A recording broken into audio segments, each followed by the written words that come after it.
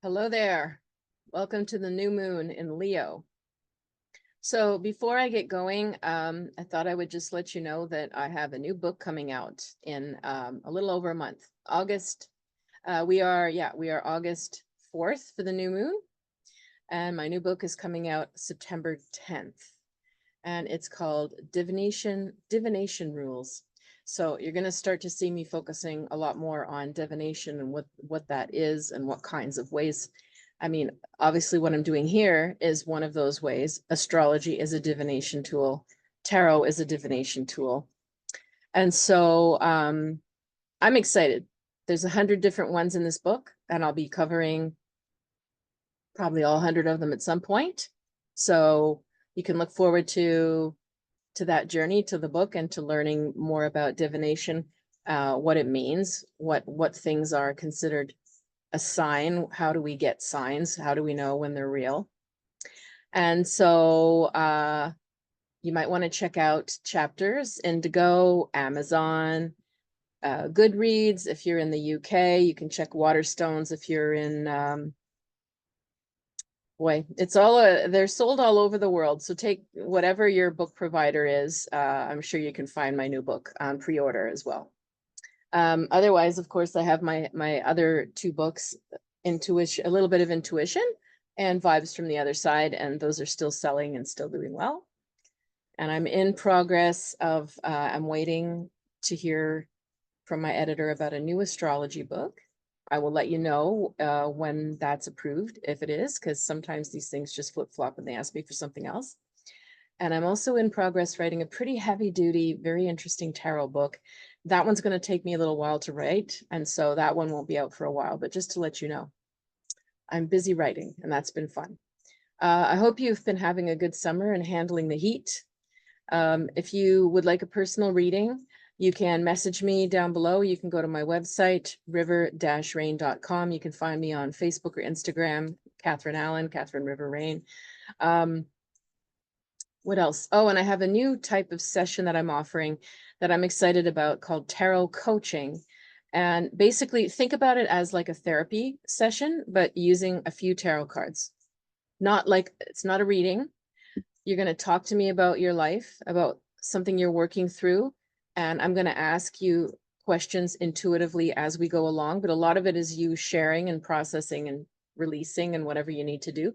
But I ask always intuitive questions. And then at some point, I'm going to say, let's clarify this aspect a little bit more. We're going to pull one card and we're going to talk about what it represents. And then we're going to let you talk about what that brings up for you.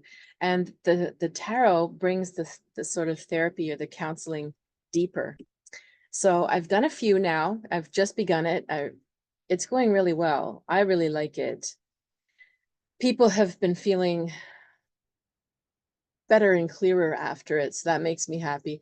And it's also now a great way to follow up. If you've come to me for a clairvoyant reading, a channeled reading, and I've given you my messages for all these things that might happen or what's to come or the realities of a person or whatever, because I'm channeling it. It doesn't mean that you don't still maybe need to talk about it and unpack how you feel about it as you're living through it. You know, it's like if somebody said right now, oh, so-and-so is going to win the race. Okay, well, you saw it. That's it. Nothing to talk about it if it's predictions. But if it's talking about all the time waiting for the race to happen, or if you're the one training or competing with them, then there's a lot to talk about as we're waiting for that result. So they're two different functions and they can both go very well together. So if you're interested in that, you can also message me about that. I'm sorry if the lighting's a little weird. Whenever the sun has gone down, I don't have studio lighting, so it is what it is. I'm very tanned right now, but this is making me look even more tanned. All right, so let's get going and take a look at this chart of the new moon.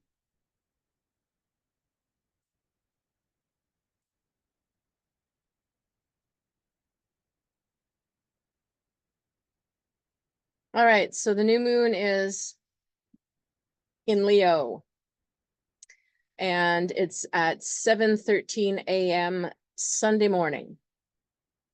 That's if you're in the Eastern time zone. And because of that, look at this. It's also Leo as a rising sign. The sun is there. The moon is there. The rising sign is here. The rising sign is right on Regulus. That's not easy. Venus is in Leo as well. So we've got a lot of stuff going on, accenting the Leo aspect here. So Venus on the ascendant in Leo, this is like a diva. This is a performer, this is a leader, this is a diva, this is a look at me, watch me, here I am world. I'm sexy, I'm dramatic, I'm bold, I'm gutsy. I don't mind the attention, I don't mind the spotlight. So this is a very interesting aspect to have. Why? Well, you might feel that it's your time to take the stage. It's your time to shine. You might be feeling more confident and gutsy and bold and courageous to express yourself or be yourself or show an aspect of you that you don't normally. And that aspect might be more confident or more like, yeah, I don't mind the attention on me. Thank you very much. Yes, I'll listen. Yeah. Are you listening? I'm talking. Great. You know, like or just like you might show off your flair for something, your talent for something. Venus in Leo it will definitely like fashion. It likes jewelry. It likes, you know, hair and skin products. It likes to look good. Okay. Think celebrity. Venus in Leo's like celebrity. So for whatever version of that you can do for yourself, you might be in that version of yourself. And it can go really well or it can go really bad. It depends. You know, Venus and Leo can also be like too me, attention grabby. You know, it can be asking for all this attention or to be center stage when it doesn't really have anything to offer. Right? Like, oh, I have no talent, but I should be famous. Why? You know, it can also be that, but hopefully you bring out the good side of it. Now, because it's touching Regulus, 29 degrees, 26 degrees. This is where it gets interesting, okay? Because as you might have been paying attention in other videos I've done, Regulus is a fixed star and it represents a king who got too big for his britches and he fell from grace. He had a sudden short rise to fame and grandiosity, and then he let his ego go to his head, and he had a dying fall, literally, and was assassinated.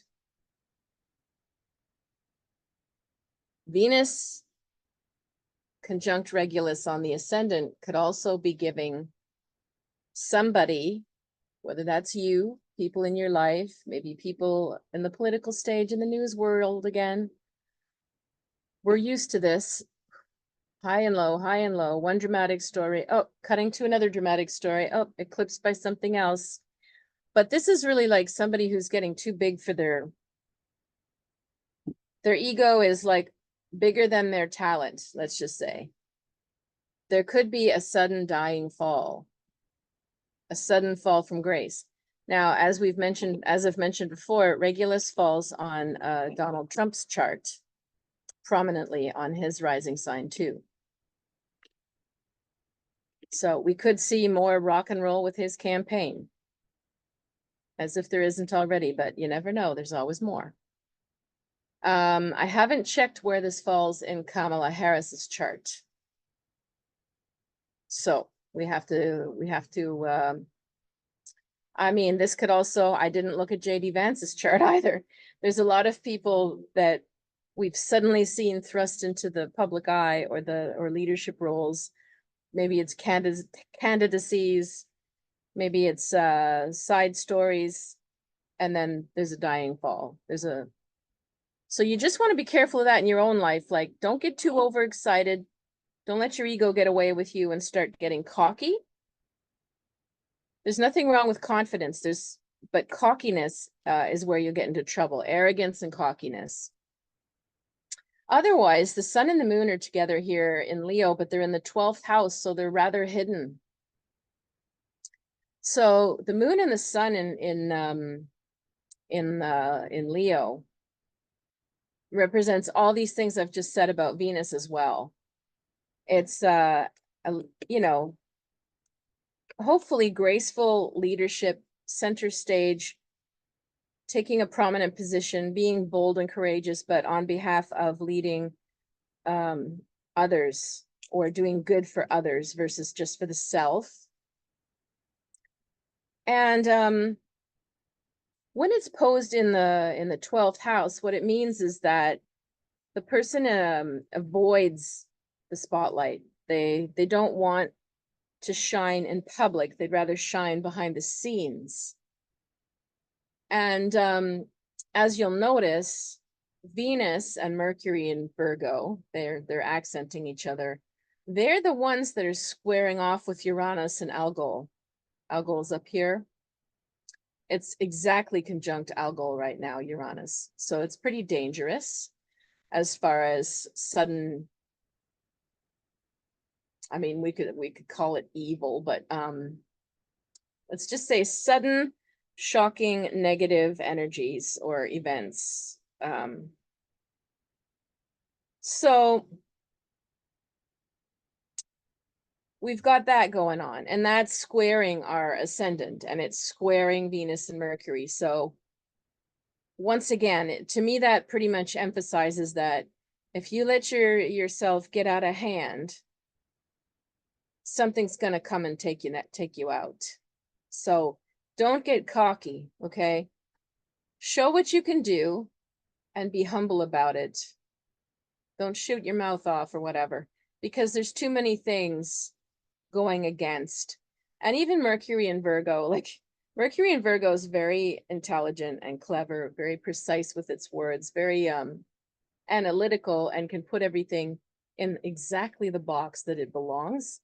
And so if you get a mix of cocky and someone well-spoken, they could be very cutting, right? They might just say that thing that just presses your jugular right away, which could also get you a lot of backlash. So you got to be careful, again, careful of any arrogance and displays of bravado and stuff like that, because your words will come back to bite you. However, if we just look at the sun and moon in Leo in the 12th house, and we look at shining behind the scenes, what does that mean? That means that maybe you feel okay to receive attention or be known, but not really in the public eye. It's sort of like a person who everyone knows and they refer them to that person, but they're not out there online on videos and stuff like that. It could, however, in our, like, you could even apply it to me with the YouTube channel. This is like a way to shine behind the scenes. I'm not out in public. I'm not in big rooms. I'm not glad handing all around.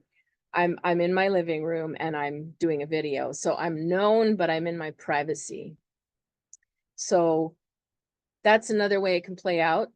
Another way that it can play out is, you know, having like just this big-hearted energy, showing kind of courage and leadership, but behind the scenes means there could be lots of people right now that are doing good deeds for others, and it's not going noticed, or they're not asking for anything. That's the highest way to use it. And it's making a sextile to Jupiter and Mars in Gemini. Sextiles are just, you know, where we have to, like, it works together like a partner, but we have to work at it. But because Jupiter and Mars are in Gemini and it's accenting that gives me a good feeling about like a community service effort, something that you're doing on the behalf of other people, something related to, could be somebody else's reputation, somebody else's career, someone else's advancement, because these planets are in the 10th house, which is public image and usually career path. So the behind the scenes person could be helping this person out a lot. When we think about elections and stuff, that's pretty easy to think about, like who's behind the scenes, philanthropists, publicists, agents, other government members, who's aiding, the presence of Harris or Trump or anyone else on the public stage for that matter. This doesn't have to be American politics. This could be, a local organization. And think about, Mars and Jupiter could be a doctor who's getting out there and taking all kinds of new patients and getting in the news, media, Gemini. And Sun and Moon in Leo could be the wife, the secretary, the family that's helping behind the scenes to give support. The other lovely thing is that the Sun and the Moon are making a nice aspect to the North Node in Aries, which is in the 8th house, which is another very private house. That's money from other people's money, assets, inheritances. Sometimes, yeah, it's sexuality and death, yes. But the North Node in Aries in the 8th house would, to me, be more somebody who is determined to be financially self-sufficient or help other people be financially self-sufficient. Because Aries is the pioneer and the sometimes the loner, but like out there doing it on their own merits, their own risks. Could be related to investing with that. And again, this behind the scenes, helping all of this out. This is a really nice energy. So as long as you watch yourself, that you're not talking up a good storm about yourself or gloating if somebody gives you a compliment or mentioning that you're better than somebody else or whatever, like as long as you be careful of that. Venus and Mercury with Mercury in Virgo could be wonderful for like designing stuff, showing your mental acumen, showing your dramatic skills, your organization and design skills. I'm saying that because like both of them have very particular taste and a bit of a flair for elegance and drama, but being very precise about it. So could be very good if you're showing off like detailed work that you've done, even if it's not artsy. It could be excellent for that. So you can allow that in, and it might bring some jealousy also if you start talking and showing off too much. So again, you show what you can do, but in a humble, nice way. You might get more attention and more, more recognition than you have in a while. So just don't gloat about it. Just be humble about it, be grateful about it, and it could be lovely. So what else do we have going on? So Sun and Moon, we talked about all the aspects that are there. So pretty well aspected Sun, Moon, Jupiter, Mars, and North Node. Very nice together. Pluto is now also helping out Mars. It's a 9-degree orb, so it's a little wide, but it still helps.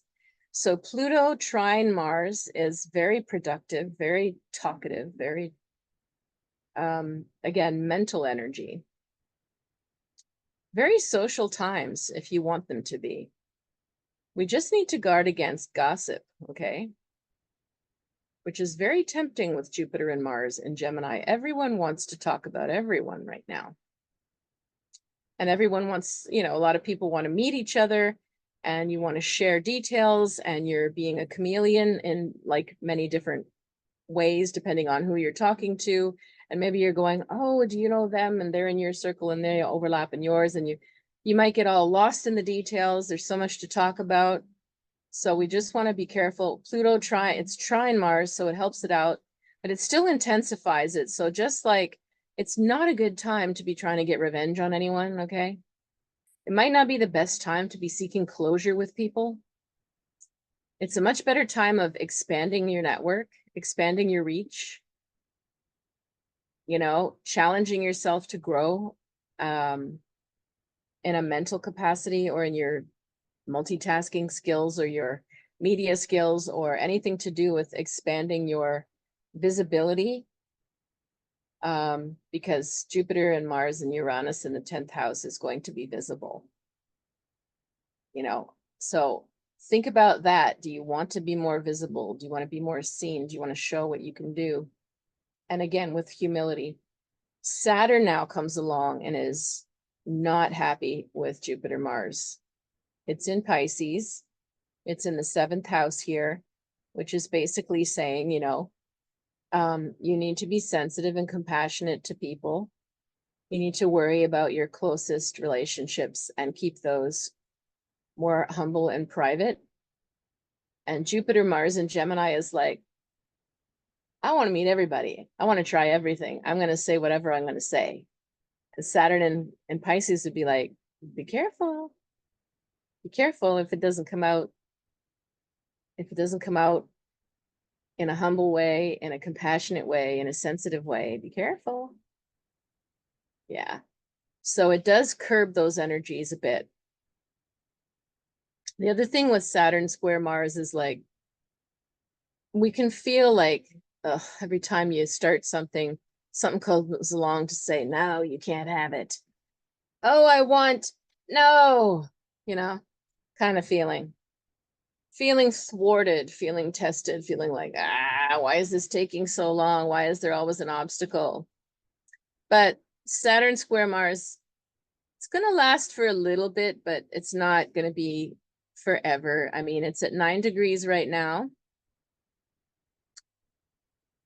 It'll square at 18 degrees, so it still has a little while before the exact square, and then we're going to still feel it up until, you know, maybe 28, 29 degrees. So by the time Mars goes into Cancer, we're going to have a much better energy. But for now, and this is going to mean the rest of the summer, you know, we're going to feel a little bit frustrated, okay?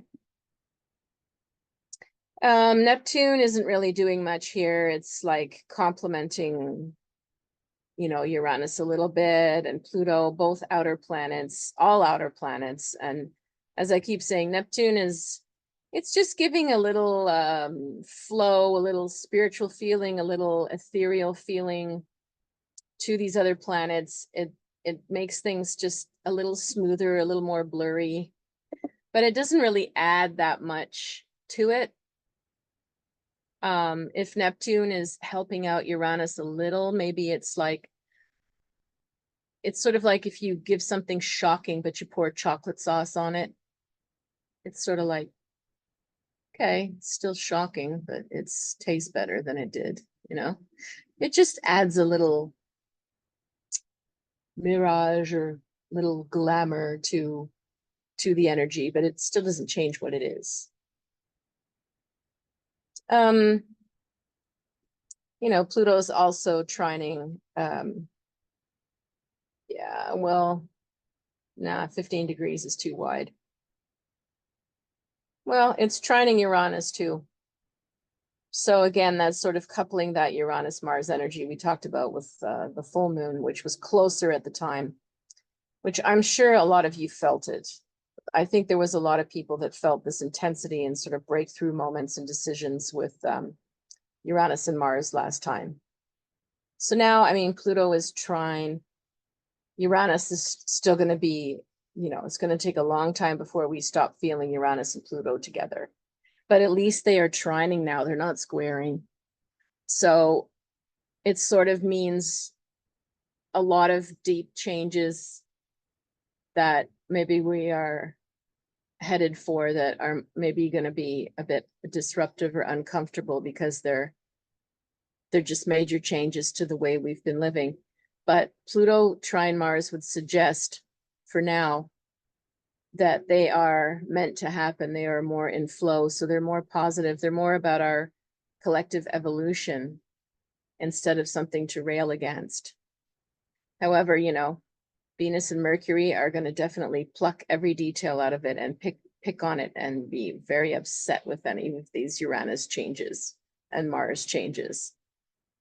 So the main thing I'm feeling for this chart is, like, for this new moon is to just like let your light shine and just make sure that you do it with humility. And do your best to avoid gossip and getting into unnecessary drama and friction, unless you find that that's going to help you grow somehow by doing it. But don't do something just to get pure reactions from people. You know, then it's like being reckless. But if you feel that you need to bring up something controversial and you're prepared for it and it helps you grow and you feel like it could help other people in the process to have those conversations, even if they're not easy, then that can be a great energy, because Venus and Mercury will pick it all apart and get into nitty-gritty details about it all. Not everybody will like that, but I mean, so it's you know, it's a choice to pick your battles there. Let's take a look at the tarot now. I wish my video had a timer on it. Yeah, it just says recording and it never tells me the timing. Anyway. Oh my goodness, the lighting, I look like a red lobster now. All right, well, whatever is what it is. Let's take a look at 3 cards just to qualify what this energy is just a bit more, okay?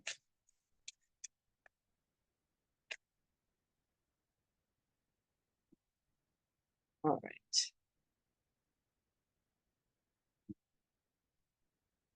New moon in Leo, any more advice for us? We have the King of Swords. Light's so bright you can't see one of the card. Okay, King of Swords. Knight of Swords. Why can't we see? Goodness, I have to stop doing these videos at night, obviously. Unless you like how mysterious they feel. King of Swords, formidable mentally. Dashes in, headstrong, not a lot of emotion, not a lot of feeling. He can be, you know,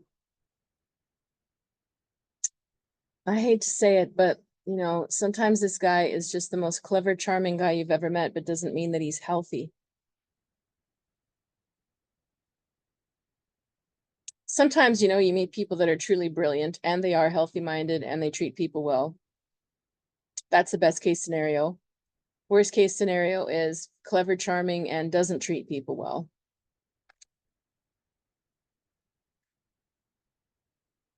The Eon, or the Judgment card. So this always represents taking a definite step.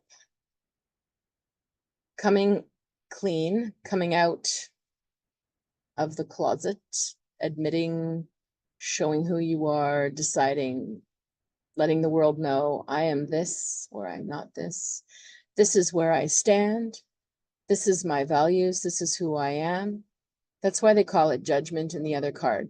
Judgment is more like, in the Rider-Waite, is more like the Judgment Day, like the Christian version of I stand before God and be judged. Crowley isn't right. It's not a Christian version of the deck. He would not have stood before anybody to be judged. It would be, here I am, and go ahead and judge me. And if you don't like me, oh well.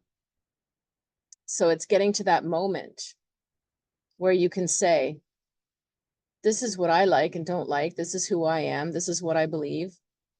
And it sounds all easy, but it's not easy to do right now because everybody picks controversy with whatever you say. People can't have just decent conversations anymore and debate. They instantly cancel you or decide you're stupid or whatever. Like, it's a very hard time to be out there declaring who you are unless you want to lose people. You'll gain people and then you'll lose people because it's polarizing.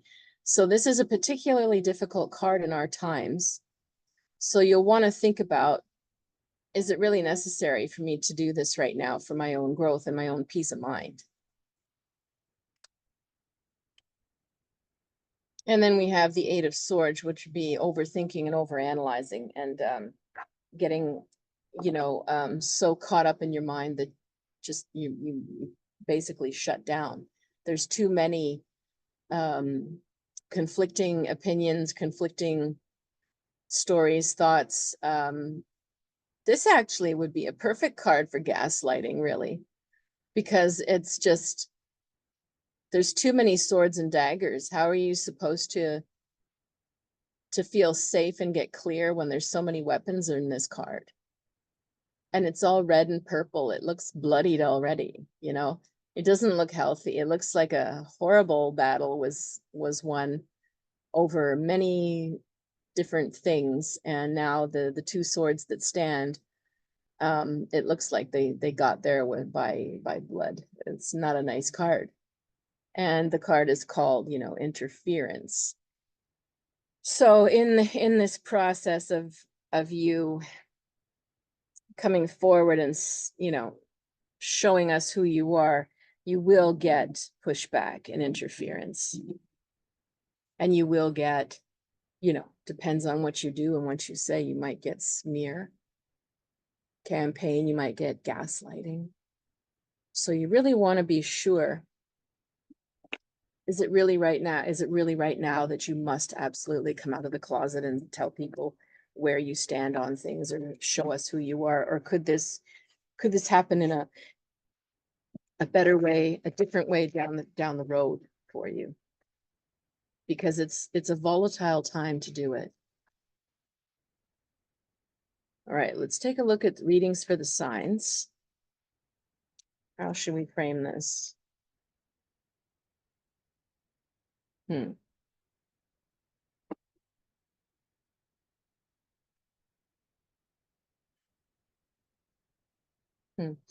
Well, let's just see, you know, with your sign, is it time to shine? Is it time to come out and shine more, or is it a time to be more humble? Yeah. Is it a time to reveal for you, or is it a time to hang back? I'm just going to point my fan towards me because it is so hot still.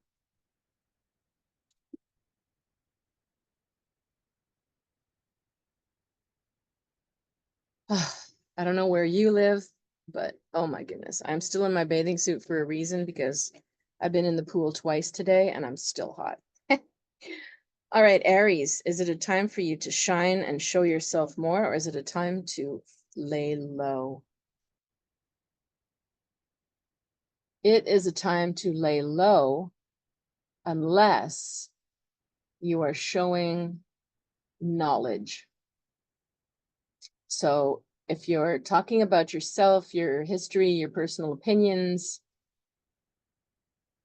not so much. This is the Hierophant is a reflective card. It's somebody who is the conduit between man and spirit or God. It is a reflective, meditative, studying, researching type of thing. So if you are feeling the need to stand out and show what you can do, it would be on the level of wisdom or knowledge, not sharing about yourself. It's quite a message, eh? Taurus, shine or lay low? The Princess of Discs. Well, she always gives off a wisdom, even though she's a princess. She's ahead of her years. She's looking at the realities. She's looking at the roots of things, literally, right? Looking down at the ground. And, you know, she's amongst the trees. She's not confusing the forest for the trees. She does have a lot of wisdom to share. I get a feeling, though, that she's not in any hurry to feel she has to say things, or has to show people, or has to correct people, or has to declare or make a video or anything to show us off. No. So this is like, if the moment presents itself, I think she'll take it. Otherwise, she doesn't care. She doesn't need to. How very Taurus, right? Because we're talking about Leo planets. It's very different than Taurus. Gemini, is it time to shine or is it time to lay low? Definitely time to shine. Gemini, it's your time to shine. Jupiter and Mars there, come on. If anything's going to energize you, like the Energizer Bunny, these two planets are it. Like you're probably having a very busy, very social summer. Business or your career is probably expanding, your network's expanding, your friendships. You might find it a bit overwhelming how many things, how many threads, how many people, how many projects you've got to manage. But usually Gemini likes that. It's only when it gets to be like, if there's too many, then you can fry yourself. But most of the time you like it. And Prince of Wands is definitely here to say, here I am, world. Here's what I can do. This might be a time of promotion for you, you know. If you're ready to go for that, you can ask for a promotion. You're being watched in a good way. Cancers, shine or lay low? I keep hearing lay low. Got you on my knees, lay low. It's Lola. Layla, not Lola, Layla.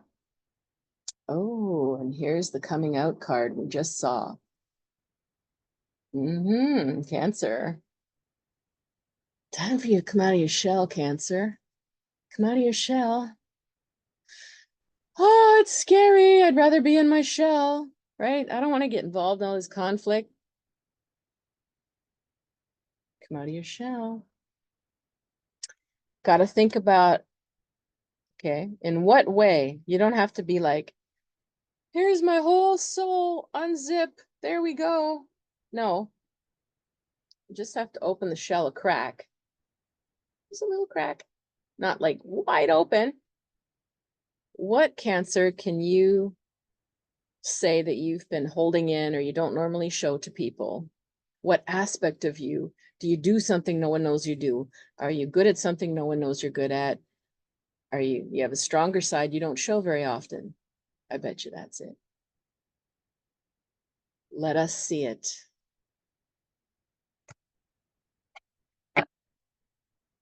Leo, lay low or shine? Queen of Swords. Definitely you're going to be more visible and shine. However, Queen of Swords can be seen as very severe and having not a lot of emotion or compassion. So in your attempts to show your strength and leadership and you know, be more boss lady than usual, or boss man, make sure again, like you don't say things too quickly or too abruptly, or get too like cocky about it so that it doesn't backfire on you, because you're very strong right now, but you might come across as being a bit cold if you're too strong. That's the thing you want to guard against. Virgo, lay low or shine? The sun, you shine, baby. It's time for you to shine. And this isn't a happy, fun way. Well, that's great. I mean, Venus is like a degree away from your sign. If you're born at the beginning of Virgo, this is particularly good for you. So if you're like well, it's good if you're like sort of August 20th, 21st, 22nd, 23rd. If you're on the end of Leo, beginning of Virgo. And then Mercury there. Yeah, you shine, you show. Let us see you more confident and happy and capable. Let people pay attention to you. It's going to help you connect to people in a more joyful, fun, lighthearted kind of way than you've had in a while. So let it happen. It's very nice.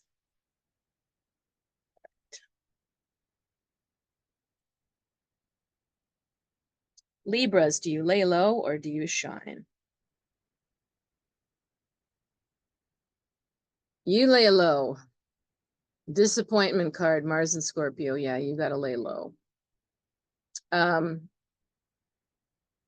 Yeah. I don't know if you're feeling very like more emotional or more disappointed in general with things, life, people. It feels like you might not be feeling your usual bubbly, happy or social self, even though these Gemini planets should be helping. But I don't know, I'm getting a feeling that you're not feeling that great emotionally.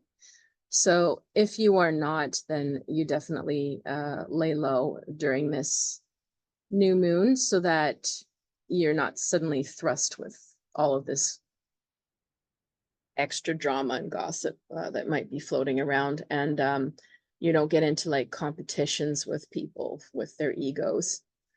Feels like you need to withdraw and process something. Scorpios, lay low or shine? Huh.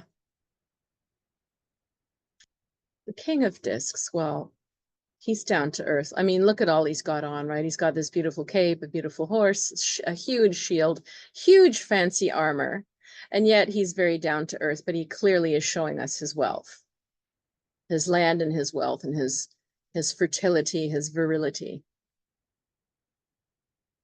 But he's not doing it in an ostentatious or show off kind of way. He's not looking at us like the Prince of Wands, like, here I am, world. Here I am. It's me. You know, no. He's just like, he embodies it and he's busy looking at his land. So it's always funny when you give like a message about shine to a Scorpio who prefers to stay like under the radar, incognito, humble, like discreet, please. So do you try to shine? Do you try to let people see you a little bit more? I don't think so. I don't think so. Not with all this Leo Gemini going on. It's too volatile. It's too surfacey for you. You might find it sort of tiresome. And again, like if you're going to let yourself be seen and shine, you don't feel like doing it with all this drama and competition. So this is a card of like, you quietly show people who you are without trying to show people who you are. But it also doesn't mean lay low, like, oh, stay out of it, something bad's going to happen. No. Just feels like, yeah, status quo. Keep it simple. Sagittarius, do you shine or do you lay low? Queen of Wands, you shine. You take the lead. It looks like you need to take the lead.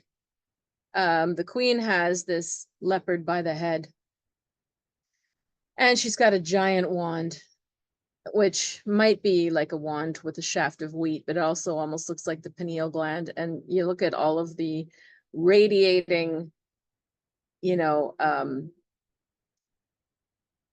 bolts of light coming out of her. She's sort of in this take no prisoners kind of thing. If there's anything or anyone that you feel is getting out of hand, driving you nuts, things are not getting done, then you definitely need to step up and grab it by the horns and do something about it. So you will shine versus lay low by your actions. Again, your actions seem to me like they're going to be based more on the good of everyone, whether it's a group, a project, a company, your family. But it feels like somebody needs to go, hey, stop it. And that looks like it'd be you. So you're more in the shining. Now, whereas Scorpio, with that card, you're probably much more the shine behind the scenes, indispensable, generous benefactor, supporter, coach behind the scenes. All right, Capricorns, do you lay low or do you shine?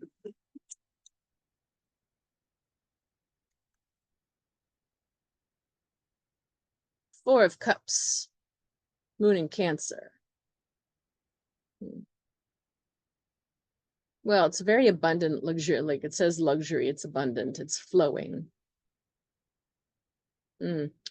I'm getting a feeling here of laying low a bit. Moon in Cancer usually just wants to stay home with like your pets or your kids and your Netflix. And it just wants to have like comfort and good food and quiet or whatever comfort and luxury means to you. It's not really a getting out there in public showing off thing. But if you are in public and you do call attention to any kind of abundance or wealth that could be triggering people, I'm getting a bragging feeling. Be careful, like we said, the message of Venus in Leo with Regulus could backfire if you brag or gossip. So yeah. Otherwise, I think you're just happy to stay home right now. All right.